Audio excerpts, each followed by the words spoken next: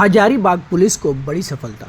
बताते चले हजारीबाग के बहुचर्चित उदय साव हत्याकांड का मुख्य आरोपी दानिश इकबाल को हजारीबाग पुलिस ने कर लिया है गिरफ्तार।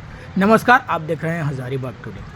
बताते चले दानिश इकबाल पर 50,000 का इनाम था और वह हजारीबाग के बहुचर्चित श्री ज्वेलर्स गोली कांड के मुख्य अभियुक्त उत्तम यादव का साथी भी था, यानी उसके गिरोह का भी सदस्य था। बताते चलें कि आज हजारीबाग पुलिस अधीक्षक को गुप्त सूचना प्राप्त हुई कि दानिश इकबाल नगवा टोल प्लाजा पर 2 बजे आने वाला है और पुलिस ने त्वरित कार्रवाई करते हुए लुसिंगना थाना को इस बात का आदेश दिया कि वो वहाँ पे तैयार रहें और जैसे ही वहाँ पे दानिश इकबाल आए उसे गिरफ़्तार किया जाए। गिरफ़्तार दानिश इकबाल को पूछताछ के लिए थाना ले जाया गया, जहाँ उसने कई संगठित असंगठित अपराध को कबूला।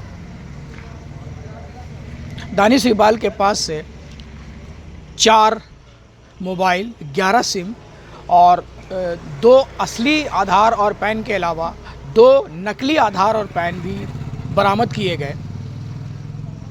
पुलिस लगातार कार्रवाई कर रही है, देखते हैं आगे क्या होता है। आइए सुनते हैं हजारीबाग आरक्षी अधीक्षक ने क्या कुछ कहा। तामस थाना गया जिला का रहने वाला है, तो उसकी गिरफ्तारी किए हैं और ये पूर्व से जो उत्तम यादव का गैंग है उससे जुड़ा रहा है और उत्तम के साथ मिलकर के गया, औरंगाबाद, चतरा और हजारीबाग में इसने कई गोलीबारी, बमबारी, अपहरण, मर्डर इस तरह की घटनाओं को कारित किया है। जो जानकारी प्राप्त हुई है इसके ऊपर बिहार सरकार के द्वारा 50,000 का इनाम भी घोषित है और इसने हमारे हजारीबाग जिला में, आप लोग जानते हैं कि उदय साव हत्याकांड हुआ था, उसमें भी शूटर यही था जिसने गोली चलाई थी। इसके अलावा कई और जघन्य अपराध इसने राज्य से बाहर भी किए हैं। एक गुरुआ थाना क्षेत्र में 4 लेन के कार्य का निर्माण हो रहा था, उसमें भी इसने बमबारी किया था। और इसके अलावा एक डॉक्टर हैं तपेश्वर प्रसाद, सिरघाटी के रहने वाले, उनके क्लिनिक पे भी लेवी के लिए इसने बम वगैरह मारा था। तो इस तरह के कई घटनाओं को इसने कारित किया है। इसका आपराधिक इतिहास अभी तक जो जानकारी प्राप्त हुआ है तो 8 घटनाएं इसके ऊपर अंकित हैं अलग अलग जिलों में।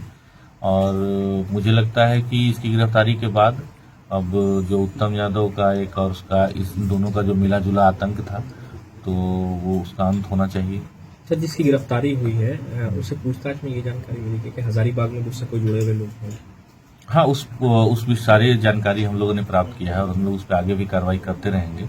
और जैसे कि मैं हमेशा कहता हूँ कि मेरी टीम का प्रयास रहता है कि हम लोग किसी भी गैंग के खिलाफ जब काम करते हैं तो उसको हम लोग होलिस्टिक वे में, समग्रता से ही उस पर कार्रवाई करते हैं। आर्म्स भी सप्लाई करता था दूसरे दिल्ली से। हाँ, ये जब इन लोगों के पास भी आर्म्स था जो पकड़े भी गए हैं, पूर्व में भी जब्त हुए हैं और बिहार में भी कई घटनाओं को डायरेक्टली इन लोगों ने कारित किया है, कई घटनाओं को कारित करवाया। जैसे हमारे यहाँ जो सदर में ज्वेलरी के ऊपर गोली चलाया था तो उसमें भी जब शक्तिगिरी की गिरफ्तारी हुई 3 लोगों के कहने पे किया था, तो उसको आर्म्स देना, घटनाएं कारित कराना, ये सब भी कराता था।